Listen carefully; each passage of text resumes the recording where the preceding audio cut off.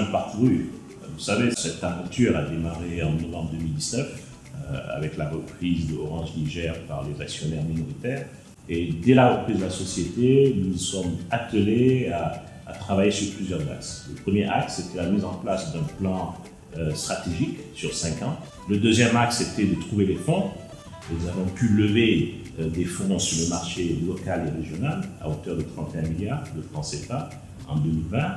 Ensuite, nous avons travaillé sur l'acquisition d'une licence 4G.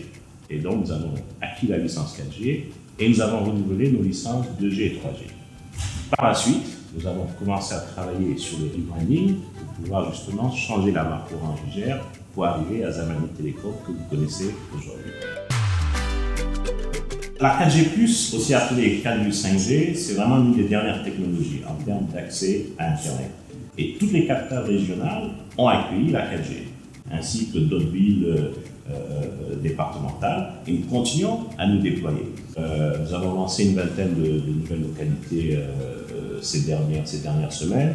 Et je vous annonce que durant le mois de juillet 2021, nous allons ouvrir le réseau avec une trentaine de nouvelles localités à l'intérieur du pays.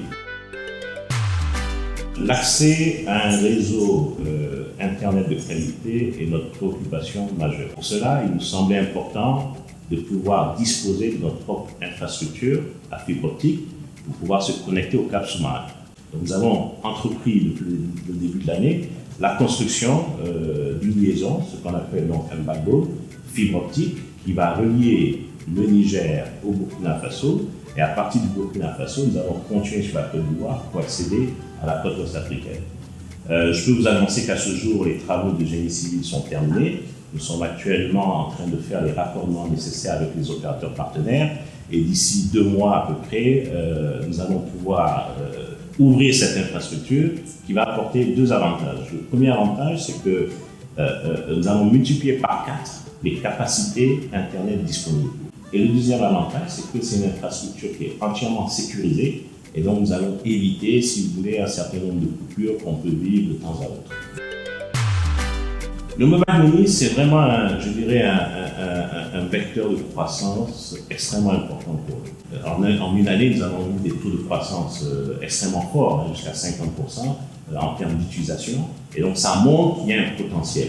Aujourd'hui, le mobile money que nous appelons Zamani Cash chez nous, c'est en fait un portefeuille électronique qui permet en un clic, à partir de son téléphone, de faire des transactions financières, de payer des factures, de recharger son compte, de faire des transferts nationaux et internationaux, et tout ça à partir d'un téléphone. Donc c'est quelque chose d'extraordinaire.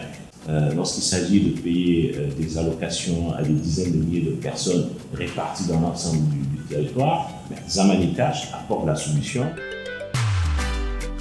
Le segment B2B ou le marché des entreprises reste une valeur sûre chez Zamani Telecom et nous avons renforcé ce leadership au courant de l'année 2020.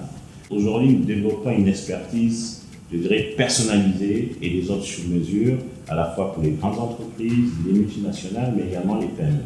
Tout récemment, nous avons d'ailleurs mis en service plusieurs sites au niveau de Agadem.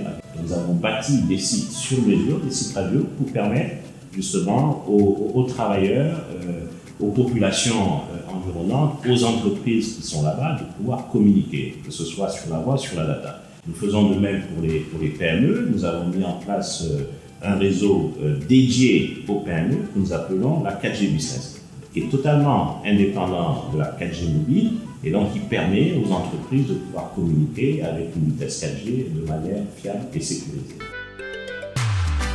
Je vais continuer à développer le réseau et continuer à offrir la meilleure expérience client. Nous démarrons aujourd'hui même un vaste programme de modernisation du réseau à Niamey. On commence à Niamey. Nous allons remplacer un certain nombre d'équipements par des équipements de dernière génération qui vont offrir beaucoup plus de fluidité, beaucoup plus de rapidité, beaucoup plus de qualité dans la voix et dans l'Internet.